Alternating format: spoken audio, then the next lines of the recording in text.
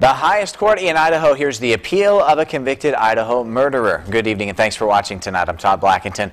Today, the Idaho Supreme Court rejected the appeal of convicted killer Torey Adamcik, upholding the lower court's convictions of first-degree murder and conspiracy to commit first-degree murder.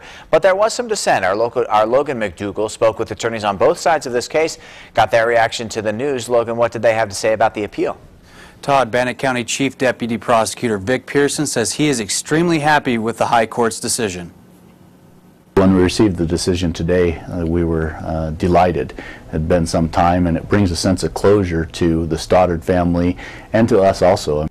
In a 3-2 decision, the Idaho Supreme Court upheld the conviction of Torey Adamcik on charges of first-degree murder and conspiracy to commit first-degree murder in the death of Cassie Jo Stoddard. Attorneys for Adamcik appealed on 7 different points that included whether there was sufficient evidence for the jury to find beyond a reasonable doubt that Adamcik stabbed Stoddard, causing her death, and whether his life sentence was cruel and unusual punishment since Adamcik was a minor at the time of the crime.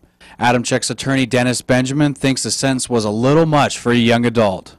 It's wrong for our society to lock away 16-year-olds for the rest of their lives and not give them any opportunity to show sometime that they're able to be released into society.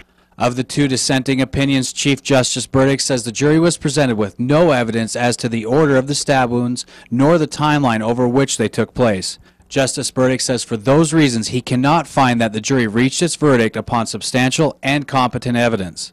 Those lingering questions may open up other avenues for Adamcik's attorneys to further appeal his convictions.